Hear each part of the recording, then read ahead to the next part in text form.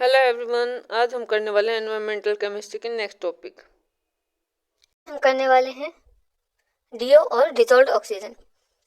Do क्या होते हैं? Is a measure of the amount of oxygen dissolve in the water, यानी कि वाटर में जितने भी ऑक्सीजन का अमाउंट डिसॉल्व होता है उसको मेजर करने के लिए हम क्या है, डीओ को यूज करते हैं। ठीक है जी। फिर क्या है, oxygen dissolve in water through diffusion from the surrounding air as well as through photosynthesis by aquatic plants and algae. जो ऑक्सीजन है वो वाटर में डिसॉल्व किस की वजह से होती है? एक तो डिफ्यूजन की वजह से, जो कि क्या है, जो सराउंडिंग एयर जो होती है, चारों तरफ जो एयर प्रेजेंट होती है उसमें जब डिफ्यूजन हो जाता है तो क्या है, वो वाटर में डिसॉल्व हो जाती है ऑक्सीजन। और क्या है, फोटोसिंथेसिस जो होती है एक्वेटिक प्लांट्स या एल्गी के द्वारा, उससे भी क्या है ऑक्सीजन डिसॉल्व होती है वाटर में।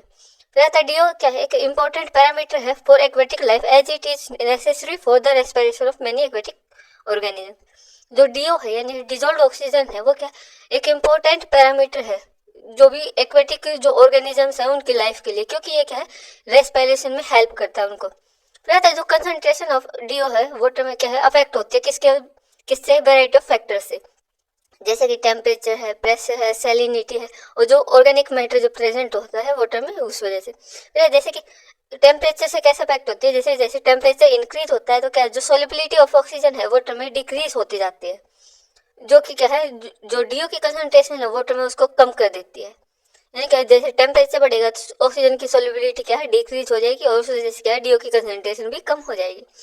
फिर सिमिलरली क्या है, जो high level of organic matter होता है वाटर में, उससे क्या है, जो बीओटी यानी बायोकेमिकल ऑक्सीजन डिमांड जो है वो बढ़ जाती है, यानी कि ऑक्सीजन की डिमांड बहुत ज्यादा बढ़ जाती है माइक्रो ऑर्गेनिजम्स के लिए, जिससे क्या है वाटर में डीओ की कंसंट्रेशन कम हो जाती है। ठीक है। फिर है low DO level can be harmful to aquatic life, particularly to fish and other organisms that rely on oxygen for respiration। जब डीओ की कंसंट्रेशन कम होती है तो क्या वो हार्मफुल होती है एक्वेटिक ऑर्गेनिजम्स के लिए, क्योंकि क्या है, वही बात है, उनको सांस लेने के लिए ऑक्सीजन की जरूरत होती है, और उनको ऑक्सीजन नहीं मिल पाएगा तो वो क्या है, उनकी जिंदगी के लिए क्या है, हार्मफुल होगी, यानी कि उनकी डेथ वगैरह भी हो सकती है। फिर in extreme cases, low DO level can lead to hypoxia or anoxia, which can cause fish kills and other ecological impacts। जब डीओ की लेवल जो है वो बहुत ज़्यादा कम हो जाता है तो उससे क्या हाइपोक्सिया या एनोक्सिया हो जाता है, जिससे क्या फिश मर सकती हैं या कुछ और इकोलॉजिकल इम्पैक्ट्स पड़ सकते हैं वाटर में जो रहने वाले लिविंग ऑर्गेनिजम्स हैं उनके ऊपर। ठीक है। तो डीओ क्या है, एक typically measured in milligrams of oxygen per litre of water using a dissolve oxygen meter और प्रोब। जो डीओ है उसको मेजर कैसे किया जाता है, डिजॉल्व ऑक्सीजन मीटर या प्रोब का यूज करके। और ये किस में मेजर होता है, milligram of oxygen per litre of water, यानी कि 1 लीटर ऑफ वाटर में जितने भी मिलीग्राम ऑफ ऑक्सीजन प्रेजेंट होते हैं वो क्या होते हैं, डीओ। फिर आता है बीओडी एंड सीओडी। बीओडी और सीओडी क्या होता है, बीओडी क्या है, और सीओडी है major of the amount of organic matter present in the water. Water में जो भी ऑर्गेनिक मैटर प्रेजेंट होता है उसके अमाउंट को मेजर करने के लिए जो चीज यूज होते हैं उनको क्या कहते हैं, बीओडी और सीओडी। जो कि ये क्या है, different in their method of determination and what they measure. ये जो मेजर करते हैं वो भी चीजें अलग होती है, इनका मेथड भी अलग होता है। जैसे बीओडी है उसको क्या कहते हैं, इसकी एक्सपेंडेड फॉर्म क्या है, बायोलॉजिकल ऑक्सीजन डिमांड। ये क्या है, is measure of the amount of oxygen required by micro organism to break down organic matter in water over a certain period of time. यानी एक सर्टेन पीरियड ऑफ टाइम में जो भी water में organic matter present होता है उसको break down करने के लिए माइक्रो ऑर्गेनिजम्स को जितनी भी ऑक्सीजन की अमाउंट की जरूरत होती है उसे बायोलॉजिकल ऑक्सीजन डिमांड कहते हैं। ठीक है। तो क्या जो बीओडी है वो क्या है, मिलीग्राम्स ऑफ ऑक्सीजन जो प्रेजेंट होते हैं 1 लीटर ऑफ वाटर में उसको क्या कहते हैं, बीओडी, यानी उतनी ऑक्सीजन की जरूरत है, यानी कि 1 लीटर ऑफ वाटर में जितने भी मिलीग्राम ऑफ ऑक्सीजन की जरूरत है उसे बीओडी कहते हैं। ठीक है। Higher BOD values indicate that there is a greater amount of organic matter in the water. जब बीओडी की वैल्यू क्या है, जब ज्यादा होगी तो उसमें क्या होता है, जो ऑर्गेनिक मैटर है वो भी ज्यादा होएगा, यानी कि वही बात है कि वाटर बॉडीज है उसमें क्या ऑर्गेनिक मैटर जितना ज्यादा होगा तो उसको वो ब्रेक डाउन करने के लिए माइक्रो ऑर्गेनिजम्स को क्या है, ऑक्सीजन की बहुत ज्यादा जरूरत पड़ेगी, और जितनी जरूरत पड़ेगी उसे क्या कहते हैं, बीओडी, यानी बायोलॉजिकल ऑक्सीजन डिमांड, यानी कि ऑक्सीजन की जितनी भी जरूरत होती है ऑर्गेनिक मैटर को ब्रेक डाउन करने के लिए, जो कि क्या कर सकती है, reduce oxygen level and potential harm to aquatic life. जो ऑक्सीजन लेवल है वो कम हो जाएगा उससे, और जो एक्वेटिक लाइफ है उसको भी हार्म पहुंचेगा। और सीओडी क्या है? सीओडी है केमिकल ऑक्सीजन डिमांड। ये क्या है? Is a measure of the amount of oxygen required to chemically oxidise organic matter in the water. इसमें क्या होता है? जो वाटर में ऑक्सीजन मैटर प्रेजेंट होता है उसको केमिकली ऑक्सीडाइज किया जाता है। ऑक्सीजन, उसको क्या है? ऑक्सीजन की जरूरत पड़ती है, तो उससे क्या कहते हैं? केमिकल ऑक्सीजन डिमांड, यानी कि केमिकली ऑक्सीडाइज करने के लिए ऑर्गेनिक मैटर को जो जितनी भी ऑक्सीजन की जरूरत पड़ती है उसे कहते हैं सीओडी। ठीक है, सीओडी क्या है? मेजर होती है मिलीग्राम पर लीटर में, यानी कि 1 लीटर में जितने भी मिलीग्राम ऑफ ऑक्सीजन प्रेजेंट होते हैं, यानी कि जरूरत पड़ती है, उसे कहते हैं सीओडी। ठीक है, is often used a faster and more practical alternative to BOD. ये क्या है? जो सीओडी है वो जल्दी और प्रैक्टिकली ज्यादा यूज होने वाला मेथड है बीओडी से। ठीक है, और ये क्या है? It can provide results in matter of hours rather than days, यानी कि इसमें जो रिजल्ट होता है वो कुछ घंटों में ही मिल जाता है। इसमें जैसे कई दिन नहीं लगते कि हाँ 2 दिन लग गए, 3 दिन लग गए, इसमें क्या है? कुछ घंटे लगते हैं जिसमें क्या है? रिजल्ट प्रोवाइड हो जाता है। However, COD cannot distinguish between biodegradable and non-biodegradable organic matter, which can limit its usefulness in certain application। यानी कुछ यूजेस में क्या होता है कि ये ना डिफ्रेंशिएट नहीं कर पाते कि बायोडिग्रेडेबल ऑर्गेनिक मैटर कौन सा और नॉन बायोडिग्रेडेबल कौन सा है। तो ये क्या है? सभी पे ही अफेक्ट करता है। उस वजह से क्या है? इसका जो यूजफुलनेस है वो क्या है? लिमिट हो जाती है, यानी कि कुछ मैटर को ये डिग्रेड नहीं कर पाता। ठीक है जी, पर वर्क ये सभी पे करता है, करने की ट्राई करता है, जिससे क्या है? ऑक्सीजन की डिमांड होती रहती है, बट क्या है? डिग्रेड नहीं कर पाता चीजों को अच्छे से, क्योंकि ये डिस्टिंग्विश नहीं कर पाता ना चीजों को। फिर आता है sedimentation, coagulation, flocculation, filtration, pH and redox potential. ये क्या है? प्रोसेसेस हैं जो कि हम एनवायरमेंटल केमिस्ट्री में यूज करते हैं। जैसे सेडिमेंटेशन क्या है? It is the process by which particles in water settle to the bottom due to gravity. इसमें क्या होता है? जो पार्टिकल्स वाटर में प्रेजेंट होता है वो ग्रेविटी की वजह से क्या है? जो भी कोई भी बर्तन है या कोई भी बीकर है उसमें क्या है? जो पार्टिकल्स है वो ग्रेविटी की वजह से उसकी सतह में आके सेटल हो जाते हैं। इन वाटर ट्रीटमेंट, जो वाटर ट्रीटमेंट में क्या है? सेडिमेंटेशन ऑफन यूज होती है, आमतौर पर यूज होती है प्राइमरी ट्रीटमेंट के स्टेप्स के रूप में। उसमें क्या है? जो लार्ज पार्टिकल्स ने उसको रिमूव किया जाता है, जैसे सैंड है, सिल्ट है, ऑर्गेनिक मैटर है। ठीक है, फिर आता है, अब देखो ये डायग्राम में क्या है? Water containing insoluble impurities. जिसमें क्या है? जो वाटर है इसमें क्या है? इनसॉल्युबल, यानी कि बिना मिलने घुलने वाली इम्प्योरिटीज प्रेजेंट है। ये क्या होती है? दूसरे डायग्राम में क्या है? इनसॉल्युबल जो इम्प्योरिटीज है वो सतह पे आके इकट्ठी हो गई है और वाटर क्या है? क्लीन हो गया। इसे क्या कहते हैं? सेडिमेंटेशन। फिर आता है कोएगुलेशन। कोएगुलेशन क्या है? ये एक प्रोसेस है कोएगुलेंट ऐड करने की, जैसे कि एल्यूमिनियम है, सल्फेट है, फेरिक क्लोराइड है, जो कि क्या कहता है? To water to destabilized and clump together particles suspended in the water, यानी कि वाटर में जो भी सस्पेंडेड पार्टिकल्स हैं उनको कोगुलेट या उनको गुच्छा बनाने के लिए क्या है? कोगुलेंट का यूज किया जाता है। इस प्रोसेस को क्या कहते हैं? कोएगुलेशन। जो कोएगुलेंट है वो कौन से हो सकते हैं? एल्यूमिनियम सल्फेट हो सकता है, फेरिक क्लोराइड हो सकता है। और ये क्या? This process helps to remove smaller particles that are not effectively removed by sedimentation. इसमें क्या होता है? जो छोटे छोटे पार्टिकल्स सेडिमेंटेशन की प्रोसेस के द्वारा रिमूव नहीं हो पाते, उसको रिमूव करने के लिए कोगुलेशन का यूज किया जाता है। अब जैसे जो डायग्राम में उसमें दिखाया था, फर्स्ट डायग्राम में क्या है कि इम्प्योरिटीज प्रेजेंट है, इसमें कोगुलेंट ऐड किया जाता है। फिर क्या है? कोगुलेंट के सेकंड पिक्चर में वो क्या है? एब्जॉर्ब करता है इम्प्योरिटीज को और उनको क्या है? थर्ड में देखो कि ये क्या है? अपने और अपने साथ ये क्या है? इनको इकट्ठा कर लेता है, इनके इसका क्या है? गुच्छे बना लेता है। ठीक है जी, और रिमूव कर देता है वाटर से, मिलकर एक तरह से अलग कर देता है। फिर फ्लोकुलेशन। फ्लोकुलेशन क्या है? Flocculation is the process of gently stirring or agitating the water to encourage the formation of larger heavy particles called flakes।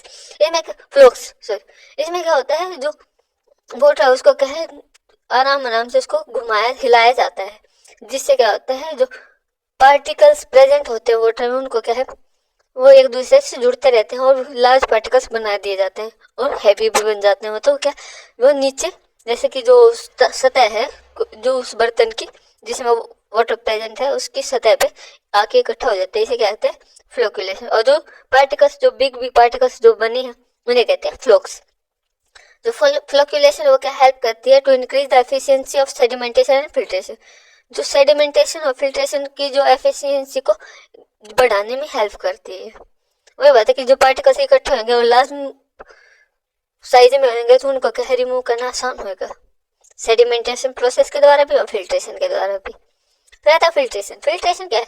Is the process of passing water through a porous material जैसे sand, gravel, activated carbon to remove suspended particle. अब इसमें देखो जो filtration process वो क्या है, इसमें क्या है, जो वाटर को क्या है एक पोरस मटेरियल से पास किया जाता है। पोरस मटेरियल यानी कि जिसमें छोटे छोटे पोर्स प्रेजेंट होते हैं, यानी छेद, यह छिद्र कह सकते हैं। जैसे सैंड है, ग्रेवल है या एक्टिवेटेड कार्बन है, इनसे क्या है वाटर को पास किया जाता है ताकि जो सस्पेंडेड पार्टिकल्स हैं उनको रिमूव किया जा सके, बैक्टीरियाज को रिमूव किया जा सके, अदर इम्प्योरिटीज को। फिल्ट्रेशन क्या है, यूज किया जाता है as a final step in water treatment to ensure that water is safe for consumption. जो फिल्ट्रेशन है वो क्या है, एक फाइनल स्टेप है वाटर ट्रीटमेंट के लिए, जो कि क्या है ये इंश्योर करता है कि वाटर जो पीने के लिए या यूज करने के लिए सेफ है या नहीं। और देखो ये डायग्राम में क्या है, ये कोनिकल फ्लास्क है, इस पे ये ऊपर कीप सी लगाई हुई है। उसमें क्या होता है, जो वाटर है उस जो कीप है उस पे क्या है, या फनल भी कह सकते हैं इसे। फनल में क्या है कि फिल्टर लगाया हुआ है, फिल्टर पेपर। फिल्टर पेपर से क्या है वाटर को पास किया जा रहा है, जिन्हें क्या वाटर तो कोनिकल फ्लास्क में आ रहा है और जो रेजिड्यू यानी कि जो भी जो पार्टिकल्स प्रेजेंट थे वाटर में जो रिमूव करने थे वो यानी कि इम्प्योरिटीज है जो वो क्या फिल्टर पेपर में रह जाती है। ठीक है जी, ये क्या है लास्ट स्टेप है यानी कि फाइनल स्टेप है। ठीक है, फिर आता है पीएच। पीएच क्या होता है, is a measure of the acidity और एल्कलिनिटी ऑफ वाटर। जो पीएच है वो क्या है, वाटर की एसिडिटी और एल्कलिनिटी को मेजर करने के लिए यूज किया जाता है। जैसे पीएच स्केल है उसकी रेंजेस कितने होते हैं, 0 to 14। जो पीएच जो वाटर का जो पीएच है वो 7 होता है तो वो क्या कहलाता है, न्यूट्रल। जो a pH below 7 is considered acidic while a pH above 7 is considered alkaline और बेसिक। अगर पीएच क्या है 7 से कम होता है तो एसिडिक कहा जाता है उसे, और ज्यादा होता है तो क्या एल्कलाइन या बेसिक कहा जाता है।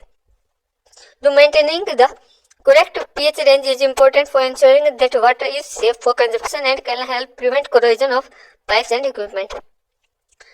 इसमें बताया गया कि जो वाटर की जो पीएच रेंज को क्या है मेंटेन करना बहुत ज़्यादा जरूरी है ताकि जो वाटर का कंजप्शन यानी वाटर का जो यूज है वो सेफ हो और जो पाइप्स वगैरह या इक्विपमेंट पे क्या है जंग ना लगे, उसको जंग लगने से बचाने के लिए भी वाटर के पीएच को मेंटेन करना जरूरी है। फिर आता है रेडॉक्स पोटेंशियल। रेडॉक्स पोटेंशियल क्या है कि मेजर है, ये measure of the is a measure of the tendency of solution to gain और लूज इलेक्ट्रॉन। इसमें क्या था, ये वो मेथड है जिसमें क्या होता है जो सॉल्यूशन के इलेक्ट्रॉन को लूज करने की और गेन करने की जो टेंडेंसी है उसको मेजर किया जाता है। जैसे इन वाटर क्वालिटी मैनेजमेंट में क्या होता है, जो रेडॉक्स पोटेंशियल क्या है यूज आमतौर पर यूज होता है as an indicator of the degree of oxidation and और reduction occurring in the water. जो रेडॉक्स पोटेंशियल है उसका यूज किया जाता है इंडिकेटर के रूप में ताकि क्या पता चल सके जो वाटर में जो ऑक्सीडेशन और रिडक्शन जो हो रही है उसकी कितनी मात्रा में ऑक्सीडेशन और रिडक्शन हो रही है। ठीक है, क्योंकि this can be useful for understanding the behaviour of certain contaminants such as metals, organic compounds. जो रेडॉक्स पोटेंशियल वो क्या है, कुछ कंटेमिनेंट्स यानी कि कुछ इम्प्योरिटीज का क्या है उनके बिहेवियर को अंडरस्टैंड करने के लिए भी यूज किया जा सकता है। और ये इम्प्योरिटीज क्या हो सकती है, जैसे मेटल्स हो सकते हैं या ऑर्गेनिक कंपाउंड्स हो सकते हैं। और ये क्या इन्फॉर्म कर सकता है, can inform treatment decision to ensure that water is safe for consumption. इसमें क्या जो कौन सा ट्रीटमेंट लेना चाहिए ताकि जो वाटर है वो कंजप्शन के लिए सेफ हो, तो वो भी क्या है रेडॉक्स पोटेंशियल बताता है।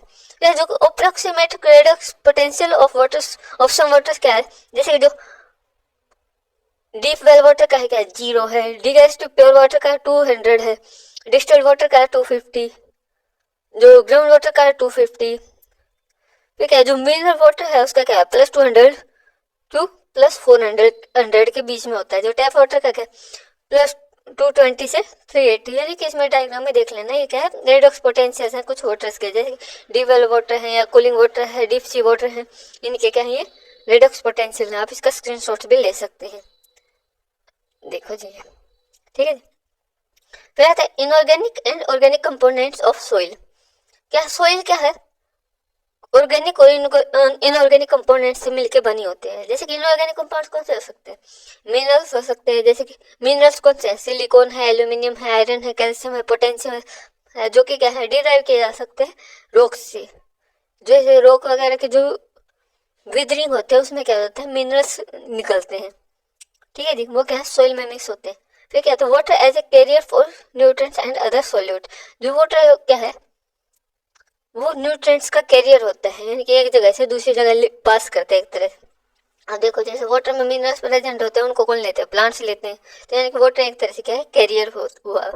तो क्या, जो अदर सॉल्यूट्स हैं वो भी वाटर में प्रेजेंट हो सकते हैं। ठीक है। फिर ऑर्गेनिक कंपोनेंट्स कौन से हैं? Plant and animals. फिर क्या, जो माइक्रो ऑर्गेनिजम्स क्या है, जैसे बैक्टीरिया है, फंगी हैं, जो कि क्या है, ऑर्गेनिक मैटर को क्या है, ब्रेक डाउन करते हैं। ये क्या है, ऑर्गेनिक कंपोनेंट्स में ही आते हैं। जैसे प्लांट भी आते हैं, एनिमल्स भी आते हैं, और माइक्रो ऑर्गेनिजम्स भी आते हैं। फिर ह्यूमस भी आता है। ये क्या है, ह्यूमस क्या है, ये डार्क ऑर्गेनिक कंपोनेंट है जो कि डिकम्पोजिशन ऑफ प्लांट्स और एनिमल्स से बनता है। यानी कि जब भी प्लांट या एनिमल्स की क्या है, कुछ टाइम में क्या है, डिकम्पोजिशन होते हैं, तो वो क्या है, एक डार्क ऑर्गेनिक कंपोनेंट फॉर्म करता है। उसे क्या कहते हैं, ह्यूमस कहते हैं। जो इंट्रैक्शन होते हैं इनऑर्गेनिक और ऑर्गेनिक कंपोनेंट्स ऑफ सोइल की, वो क्या अफेक्ट करती है प्रॉपर्टीज को। जैसे कि सोइल टेक्सचर को, स्ट्रक्चर को, न्यूट्रिएंट अवेलेबिलिटी को, वाटर होल्डिंग कैपेसिटी या सोइल फर्टिलिटी को। जैसे इसमें क्या बताया कि जो इनऑर्गेनिक और ऑर्गेनिक कंपोनेंट्स प्रेजेंट होते हैं सोइल में, वो क्या किस किस चीज को अफेक्ट करते हैं। जैसे जो सोइल का टेक्सचर कैसा है, उसका स्ट्रक्चर कैसे है, उसको। फिर क्या, जो न्यूट्रिएंट अवेलेबिलिटी है सोइल में, वो कितनी है, कैसी है, वहाँ पे कौन से न्यूट्रिएंट्स प्रेजेंट होते हैं, वो क्या इनऑर्गेनिक और ऑर्गेनिक कंपोनेंट्स के इंटरेक्शन की वजह से अफेक्ट होते हैं। फिर जो वाटर होल्डिंग कैपेसिटी सोइल की, वो कितनी है, इसको भी इनऑर्गेनिक ऑर्गेनिक कंपोनेंट्स अफेक्ट करते हैं। फिर जो सॉइल फर्टिलिटी है, उसको भी ये अफेक्ट करते हैं। सॉइल में जो उस सॉइल की उपजाऊ शक्ति होती है, उसको अफेक्ट करते हैं। ठीक है। फिर आता है टॉक्सिक केमिकल्स। टॉक्सिक केमिकल्स क्या होते हैं? Pesticides and there classification and effects. इसमें क्या होता है, जो पेस्टिसाइड्स क्या है, टॉक्सिक केमिकल्स होते हैं। इसमें हमने क्या पढ़ेंगे कि टॉक्सिक केमिकल्स कौन से हैं, मेनली पेस्टिसाइड्स के बारे में, उनकी क्लासिफिकेशन क्या है, कितने तरीके के होते हैं, उनका अफेक्ट क्या होता है। जैसे जो पेस्टिसाइड्स हैं वो क्या है, टॉक्सिक केमिकल्स होते हैं जो कि कंट्रोल किस लिए बनाए जाते हैं, ताकि पेस्ट को कंट्रोल कर सके। पेस्ट कौन सा हो सकता है? इंसेक्ट्स हो सकते हैं, वीड्स हो सकते हैं, फंगी हो सकते हैं, जो कि क्या कुछ कैटेगरीज में क्लासिफाई किए गए हैं, यानी कि डिवाइड किए गए हैं on the basis of chemical structure. उनका केमिकली जो स्ट्रक्चर है वो कैसा है, मोड ऑफ एक्शन, यानी कि किस तरह से वो एक्शन लेते हैं, और उनके जो टारगेट ऑर्गेनिज्म क्या है, उनके बेसिस पे क्या है, कुछ कैटेगरीज हैं। जैसे ऑर्गेनोफॉस्फेट्स हैं, ये पेस्टिसाइड्स क्या है, न्यूरोटॉक्सिन है, जो कि अफेक्ट करते हैं नर्वस सिस्टम को। जो भी इंसेक्ट या अदर ऑर्गेनिजम्स का जो नर्वस सिस्टम है, उसको दोनों अफेक्ट करते हैं ऑर्गेनोफॉस्फेट्स। ये क्या है, न्यूरोटॉक्सिन। ये क्या है, यूज होते हैं कंट्रोल करने के लिए वाइड रेंज ऑफ पेस्ट को, यानी बहुत ज़्यादा अलग अलग तरीके के पेस्ट को कंट्रोल करने के लिए इनका यूज किया जा सकता है। जैसे कि इसमें क्या आते हैं, इंसेक्ट्स भी आ सकते हैं, माइट्स भी आ सकते हैं, निमेटोड्स भी आ सकते हैं। ठीक है। फिर ऑर्गेनोफॉस्फेट्स क्या है, ये हार्मफुल भी हो सकते हैं जो नॉन टारगेट ऑर्गेनिजम्स हैं उनके लिए। यानी कि वही बात है, पेस्ट वगैरह को तो इनको वो करना है, उनको तो खत्म करना ही है, पर क्या जो नॉन टारगेट ऑर्गेनिजम्स होते हैं, यानी कि जिनको अफेक्ट नहीं करना, जिनको इनने खत्म नहीं करना, उनको भी हार्मफुल अफेक्ट कर देते हैं। फिर क्या था, and can persist in environment for a long time. और ये क्या है, एनवायरमेंट में बहुत ज़्यादा लंबे समय तक रह सकते हैं। फिर आता है कार्बामेट्स। ये क्या है, ये पेस्टिसाइड्स भी न्यूरोटॉक्सिन होते हैं, जो कि इंसेक्ट और अदर ऑर्गेनिजम्स के नर्वस सिस्टम पे अफेक्ट डालते हैं। और ये भी क्या है, वाइड रेंज ऑफ पेस्ट को कंट्रोल करते हैं, इंसेक्ट्स को, माइट्स को, निमेटोड्स को। और ये जो कार्बामेट्स हैं, ये ऑर्गेनोफॉस्फेट से कम टाइम तक रहते हैं एनवायरमेंट में, पर इनका जो नॉन हार्मफुल इफेक्ट है वो बरकरार रहता है नॉन टारगेटिंग ऑर्गेनिजम्स के ऊपर भी। ठीक है। यानी कि ये है तो ऑर्गेनोफॉस्फेट और ऑर्गेनोफॉस्फेट्स की तरह, पर क्या ये कम परसिस्टेंट होते हैं, यानी कम टाइम तक स्टेबल रहते हैं एनवायरमेंट में। ठीक है। ये क्या फिर है, पायरेथ्रोइड्स। ये क्या, ये जो पेस्टिसाइड्स हैं, ये सिंथेटिक वर्जन होते हैं पायरेथ्रिन्स का। जो कि क्या है, नेचुरल इंसेक्टिसाइड्स हैं, जो कि मिलते हैं कहाँ पे, जो क्रिसैंथेमम फ्लावर्स हैं उनमें, ठीक है। क्रिसैंथेमम जो फ्लावर्स हैं इनमें क्या है, नेचुरली इंसेक्टिसाइड्स प्रेजेंट होते हैं, जो कि कौन से होते हैं, पैराथ्रोइड्स, ठीक है। जो पैराथ्रोइड्स हैं वो यूज होते हैं, ये भी वाइड रेंज ऑफ पेट्स के लिए को कंट्रोल करने के लिए यूज होते हैं, जैसे कि इंसेक्ट्स हैं या टीक्स हैं। जैसे they can have harmful effect on non target organisms, यानी कि जो बीज हैं या अदर पोलिनेटर्स होते हैं, यानी कि जिनकी वजह से पोलिनेशन होती है, उन उन ऑर्गेनिजम्स को भी ये अफेक्ट कर देते हैं, जो कि नॉन टारगेट ऑर्गेनिजम्स होते हैं, इन्हें हार्म नहीं करना होता पर ये कर देते हैं, ठीक है। फिर आता है नियोनिकोटिनोइड्स, नियोनिकोटोइड्स, सॉरी एक मिनट, नियोनिकोटिनोइड्स। ये पेस्टिसाइड्स क्या होते हैं, ये सिस्टमेटिक इंसेक्टिसाइड्स होते हैं, जो कि अफेक्ट करते हैं इंसेक्ट के नर्वस सिस्टम को। और ये क्या है, ये भी वही बात है कि पेस्ट की वाइड रेंज ऑफ को क्या है कंट्रोल करते हैं। इसमें क्या आते हैं, ये क्या है, क्रॉप्स इंसेक्ट जो कि क्रॉप्स को या ऑर्नामेंटल जो प्लांट्स हैं उनको अफेक्ट करते हैं, उनको ये क्या करते हैं, कंट्रोल करते हैं। निकोटिनोइड्स क्या है, इनका क्या है, have been linked to decline in bee population and other non target organism, यानी कि जो बी की पॉपुलेशन है, जो बी की जो जनसंख्या है और नॉन टारगेट ऑर्गेनिजम्स है उनको की जो पॉपुलेशन उनको कम करने में जो निकोटिनोइड्स हैं उनका हाथ होता है, यानी कि ये हार्मफुल इफेक्ट डालते हैं इनके ऊपर। फिर क्या है, ग्लाइफोस्फेट। ग्लाइफोस्फेट क्या है, ये नॉन सिलेक्टिव हर्बिसाइड्स है, जो कि यूज होते हैं वीड्स को कंट्रोल करने में, ठीक है जी। ग्लाइफोस्फेट क्या है, ये is the active ingredient in many commercial herbicides including roundup, जैसे कि जो राउंडअप जैसे हर्बिसाइड्स हैं उनमें क्या है, ग्लाइफोस्फेट बहुत ज्यादा मात्रा में यूज होता है, ठीक है जी। It has been linked to the health problems such as cancer and can have harmful effect on non-target plants and animals। जो ग्लाइफोस्फेट है वो क्या है, कैंसर भी कॉज कर सकते हैं, और जो नॉन टारगेट प्लांट्स या एनिमल्स हैं उनको भी हार्मफुली अफेक्ट कर सकते हैं। फिर जो अफेक्ट ऑफ पेस्टिसाइड्स क्या है, जो पेस्टिसाइड्स कैन हैव एक्यूट और chronic affect on non target organisms, जैसे कि जो पेस्टिसाइड्स हैं उनका क्या है, बहुत ही ज़्यादा खतरनाक अफेक्ट हो सकता है नॉन टारगेट ऑर्गेनिजम्स के ऊपर, जैसे कि क्या है, टॉक्सिसिटी या पॉइजनिंग कर सकते हैं, जहरीला पदार्थ एक तरह से उनके अंदर डाल सकते हैं उनको, ठीक है। जो एंडोक्राइन डिसरप्शन है, जो एंडोक्राइन ग्लैंड वगैरह उसको क्या है, डिसरप्ट यानी तो फाड़ देते हैं, एक तरह से उनको क्या है, तरह से तोड़ देते हैं, ठीक है जी। फिर डेवलपमेंटल एबनॉर्मेलिटीज को कॉज करते हैं, यानी कि जो डेवलपमेंट में क्या है कुछ एबनॉर्मेलिटीज आती हैं, यानी कि जो डेवलपमेंट है वो सही तरीके से नहीं हो पाता। ठीक है, जो ये क्या है, पेस्टिसाइड क्या करते हैं, कैंसर भी कॉज करते हैं। जो रिप्रोडक्टिव यानी कि जो रिप्रोडक्शन के टाइम पे जो भी एक तरह से डिसऑर्डर्स होते हैं उनको क्रिएट करते हैं। ठीक है, जो इम्यून सिस्टम है उसको भी ये क्या करते हैं, उस जो इम्यून सिस्टम है उसको भी कम कर देते हैं, उसकी एक तरह से कैपेबिलिटी को। ठीक है, जिसका इम्यून सिस्टम है क्या अच्छे से वर्क नहीं कर पाता इनकी वजह से, पेस्टिसाइड्स की वजह से। और ये क्या है, एनवायरमेंटल पोल्यूशन तो क्रिएट करते ही हैं, एनवायरमेंट को हार्म करते हैं। ठीक है, जैसे कि वाटर में चले जाए तो वाटर को अफेक्ट करते हैं, एयर में जाए तो एयर को अफेक्ट करते हैं। उससे क्या इन जो वाटर्स में जाते हैं या एयर में जाते हैं, सॉइल में जाते हैं, तो क्या जो वहाँ पे लिविंग ऑर्गेनिजम्स प्रेजेंट होते हैं उनको भी अफेक्ट करते हैं चीज। फिर आता है biochemical aspect of heavy metals. जो हैवी मेटल्स है उनका क्या है, बायोकेमिकल एस्पेक्ट कौन सा है, और मेटलोइड्स का। ठीक है, हैवी मेटल्स कौन से हैं, मरकरी है, कैडमियम है, लेड है, क्रोमियम है।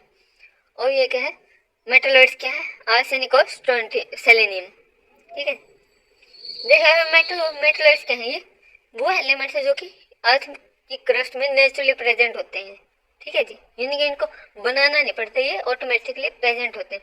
Well they have some biological function at low level, यानी कम लेवल पे क्या है, इनका बायोलॉजिकल फंक्शन भी होता है। ये क्या है, टॉक्सिक हो सकते हैं हायर लेवल पे, जो जैसे कि जो due to their ability to bind to proteins and enzymes disrupting their normal function.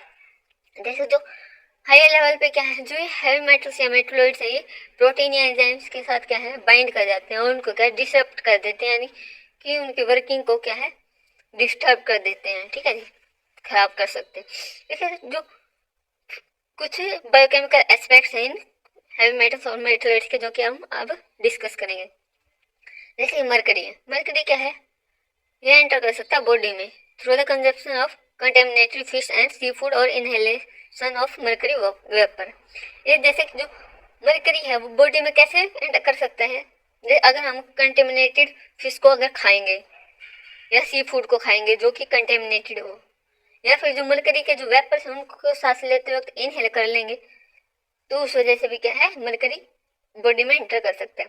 और जो मरकरी है वो क्या है बाइंड हो सकता है इसमें जो सल्फ हाइड्राइल ग्रुप है प्रोटीन या एंजाइम्स में, उसके साथ ये क्या है बाइंड कर जाएगा, उसके जो फंक्शन को क्या है रोक देगा, एक तरह से खराब कर देगा उसके फंक्शन को, ठीक है। तो क्या ये क्या लीड करता है न्यूरोलॉजिकल सिम्टम्स को, including tremors and memory loss, यानी कि जो न्यूरोलॉजिकल जो सिस्टम है उसको क्या है अफेक्ट करता है, वहाँ पे कुछ सिम्टम्स से दिखने लग जाते हैं, जैसे कि ट्रेमर्स हो जाते हैं या मेमोरी लॉस हो जाती है, ठीक है। जो मरकरी है वो क्या है इम्यून सिस्टम को भी क्या है अफेक्ट करता है, जिससे क्या है जो इम्यून सेल्स है उनकी एक्टिविटी क्या है कम हो जाती है। वही बात है कि इम्यून सिस्टम है अगर अच्छे से काम नहीं करेगा तो क्या है जो बॉडी है वो क्या है जल्दी जैसे जो बीमारियों को पकड़ लेगी, यानी कि बॉडी है वो क्या है उसका फंक्शन क्या है डिग्रेड होता चला जाएगा। फिर आता है कैडमियम। कैडमियम क्या है, ये कंटेमिनेटेड फूड्स में और टोबैको स्मोक में पाया जाता है। ये क्या है प्रोटीन और एंजाइम्स के साथ बाइंड करके उनके फंक्शन को रोक देता है, यानी एक तरह से डिसरप्ट कर देता है। और क्या है particularly and is particularly toxic to kidneys. जो ये कैडमियम है कि किडनीज के लिए बहुत ज्यादा हार्मफुल है, एक तरह से पर्टिकुलरली किडनीज के लिए, ठीक है। दिस वी क्या cadmium can also interfere with calcium metabolism leading to bone damage, यानी कि वही बात है बॉडी में क्या कैल्शियम की का जब मेटाबॉलिज्म होता है वो जब उससे क्या है जो बोन है वो अच्छे से बनी रहती है, अगर उनको ये हार्म होएगा वो कैसे मेटाबॉलिज्म में इंटरफेरेंस आएगी कैडमियम की वजह से, उससे क्या है जो बोन है वो क्या टूट भी सकते हैं, ठीक है। फिर आता है लेड। लेड क्या है, ये क्या है बॉडी में एंटर कर सकता है कंटेमिनेटेड फूड की वजह से भी और वाटर की वजह से भी, जैसे कि हम क्या है जो लेड की डस्ट को क्या है इनहेल करते हैं तो क्या है लेड कैन बी बाइंड। जो लेड है वो क्या है प्रोटीन के सल्फाइड्राइल ग्रुप है उसके साथ बाइंड करके उसके फंक्शन को क्या है डिसरप्ट कर देता है, जो कि क्या है न्यूरोलॉजिकल सिम्टम्स को लीड करता है, जिसमें क्या होता है जो आईक्यू लेवल है वो भी कम होता जाता है और बच्चे का जो बिहेवियर है वो भी एक तरह से अफेक्ट करता है नेगेटिवली। जो क्या है lead can also affect the kidneys leading to decreased kidney function.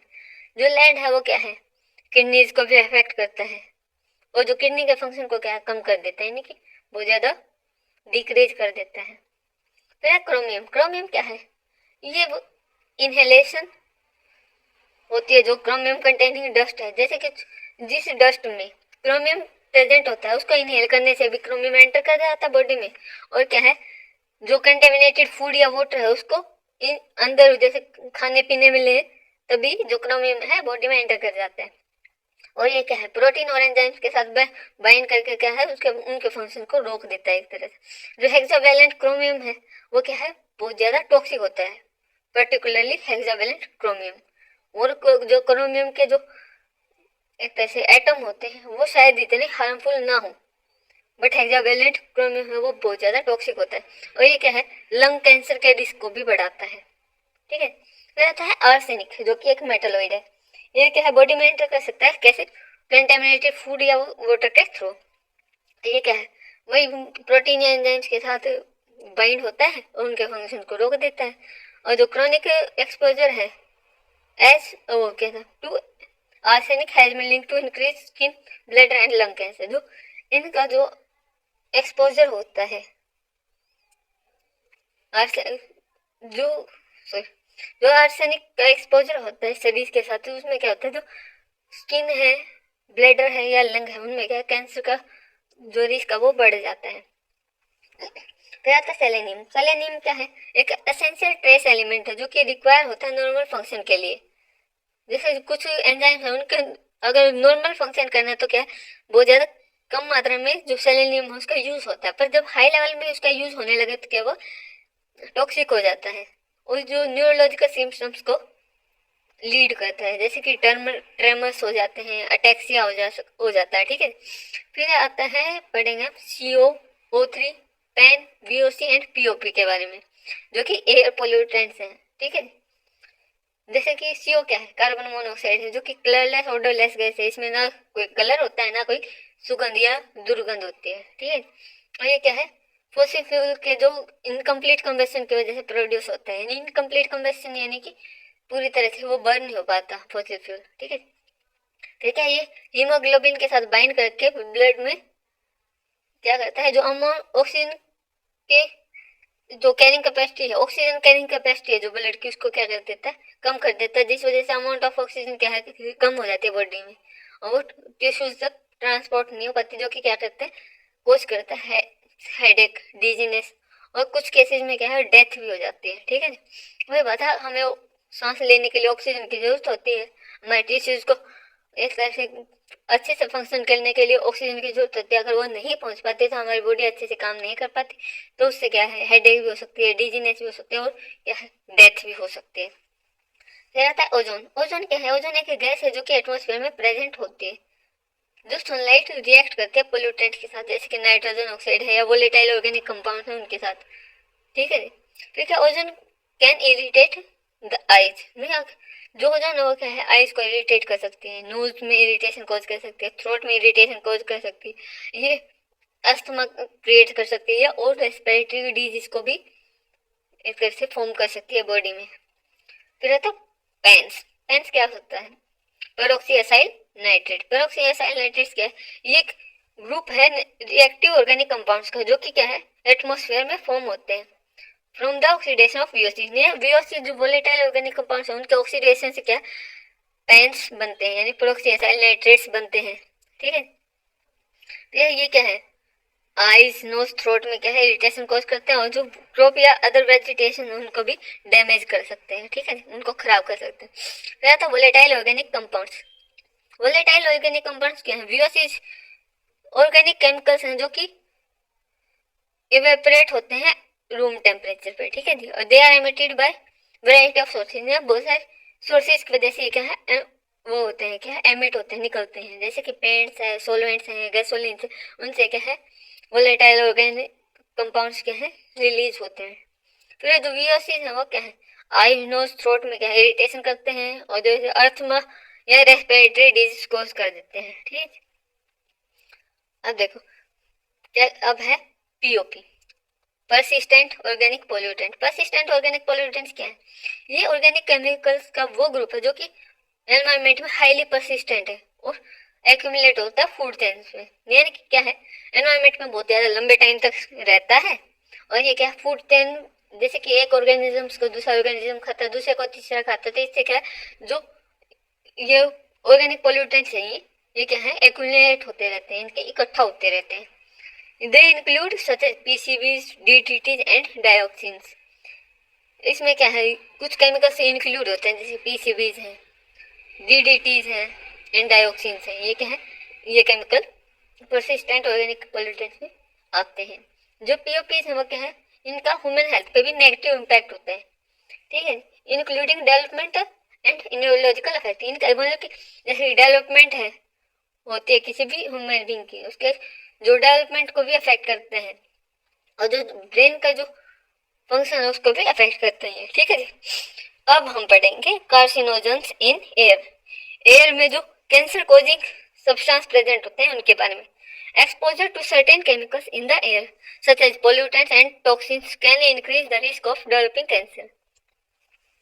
जब हम एयर में, एयर एक तरह से क्या है, एयर में कुछ केमिकल्स से एक तरह से उनके एक्सपोजर में आते हैं, जैसे कि पोल्यूटेंट्स या टॉक्सिन की के एक्सपोजर में आते हैं, इनके उनके कॉन्टेक्ट में आते हैं तो क्या है, कैंसर कोज हो सकता है। कुछ जो कार्सिनोजेंस हैं वो प्रेजेंट होते हैं एयर में, वो कौन से, जैसे कि बेंजीन है। बेंजीन क्या है, कलरलेस लिक्विड है जो कि कॉमनली यूज होता है plastic, resins and synthetic fibres की प्रोडक्शन में, ठीक है। It is also a component of gasoline, ये क्या है, गैसोलीन का भी एक कंपोनेंट, यानी कि गैसोलीन में बेंजीन प्रेजेंट होता है। और ये क्या है, एयर में रिलीज होता है कब, जब फ्यूल की कंबस्शन होती है। और जो एक्सपोजर टू बेंजीन है वो क्या है, ल्यूकेमिया या अदर कैंसर को के रिस्क को बढ़ाता है, यानी कि ल्यूकेमिया यानी कि ब्लड का जो कैंसर है उसको भी बढ़ाता है, उसके रिस्क को, और अदर जो कैंसर होते हैं उनको भी बढ़ाता है, यानी कि जैसे लंग कैंसर है या किडनी कैंसर है या थ्रोट कैंसर है उनको भी, एक तरह से, या ब्रेस्ट कैंसर उनको भी आई थिंक ये बढ़ा सकता है, ठीक है। रहता है फॉर्मल्डिहाइड। फॉर्मल्डिहाइड क्या है, एक कलरलेस गैस है जो कि यूज होती है जो बिल्डिंग मटेरियल्स है उनके प्रोडक्शन में, जैसे कि जो पार्टिकल बोर्ड है या प्लाईवुड है उनके प्रोडक्शन में। ये क्या है, जो सिगरेट का जो स्मोक है, यानी जो सिगरेट का धुआं, उसमें भी फॉर्मल्डिहाइड प्रेजेंट होता है। ये क्या है, एयर में रिलीज हो सकता है कंबस्टन सोर्सेज की वजह से भी, यानी कि जैसे फॉसिल फ्यूल्स की जो बर्निंग होती है या कंबस्टन होता है उसमें भी क्या फॉर्मल्डिहाइड रिलीज हो सकता है। फिर क्या है, एक्सपोजर टू फॉर्मल्डिहाइड क्या करता है, जो नेसोफेरिंगियल कैंसर है या लुकेमिया उसको बढ़ाता है, ठीक है जी, उसके रिस्क को। फिर जो ये कैंसर के नाम है, कुछ कैंसर इनके बारे में आप खुद से भी पढ़ सकते हैं। आई होप आप पढ़ेंगे, थोड़ा सा ध्यान देंगे, थोड़ा सा डिटेल में भी, ठीक है जी। और वो भी मर्जी है आपको पढ़ना है या नहीं पढ़ना, पर थोड़ी बहुत नॉलेज हो जाए तो कोई हार्म नहीं है, ठीक है जी। फिर आता है पॉलीसाइक्लिक एरोमेटिक हाइड्रोकार्बन। ये क्या होता है, पॉलीसाइक्लिक एरोमेटिक हाइड्रोकार्बन क्या है, ये ग्रुप ऑफ केमिकल्स हैं जो कि फॉर्म होते हैं इनकम्प्लीट कंबस्टन जो होता है फॉसिल फ्यूल्स का, उनसे उनके दौरान, ठीक है। जैसे कि कोल है या ऑयल है, उनकी जो कंबस्टन होता है जब वो इनकम्प्लीट रह जाता है तो क्या है, पॉलीसाइक्लिक एरोमेटिक हाइड्रोकार्बन रिलीज होते हैं। ये क्या है, सिगरेट के स्मोक में मिलते हैं, ग्रिल्ड या चाइल्ड फूड जो होता है उसमें भी मिलते हैं, ठीक है जी। जो पॉलीसाइक्लिक एरोमेटिक हाइड्रोकार्बन्स हैं उनका जब एक्सपोजर होता है, यानी उनके जो कांटेक्ट में आते हैं तो क्या है, लंग, स्किन और ब्लैडर का कैंसर होता है। फिर था क्रोमियम। क्रोमियम क्या है, एक मेटल है जो कि यूज होती है स्टील के प्रोडक्शन में एंड अलॉयज के प्रोडक्शन में, ठीक है जी। ये क्या है, रिलीज होती है एयर में फ्रॉम द इंडस्ट्रियल सोर्सेज, जैसे कि स्टील मिल है या क्रोम प्लेटिंग फैसिलिटीज हैं, उनसे क्या है, क्रोमियम रिलीज होता है। और जो क्रोमियम के एक्सपोजर में आते हैं तो क्या, लंग कैंसर होता है। रेडोन क्या है, रेडोन इज एक नेचुरली अकरिंग गैस है जो कि फॉर्म होती है यूरेनियम, जो सोइल में यूरेनियम होता है उसके डीके से, ठीक है। ये क्या है, एंटर कर जाते हैं होम्स में या बिल्डिंग में through cracks in foundation and can accumulate to high levels, यानी जो क्रैक्स वगैरह होते हैं होम्स या बिल्डिंग में उनके थ्रू क्या एंटर करती है और हाई लेवल पे ये एक्यूमुलेट होती है, यानी कि इकट्ठे हो जाते हैं। और जब रेडोन का कॉन्टेक्ट में आते हैं तो क्या है, लंग कैंसर होता है, ठीक है जी। फिर प्रिंसिपल ऑफ एनालिटिकल मेथड्स, इनके बारे में हम बाद में पढ़ेंगे, ठीक है जी। अभी के लिए हमारी एनवायरमेंटल केमिस्ट्री हो गई है कंप्लीट। आई होप आपको समझ में आया होगा, अगर समझ में आया हो तो क्या अच्छे से पढ़िएगा, आपके काम आएगा, और तो क्या है। ओके जी, ठीक है।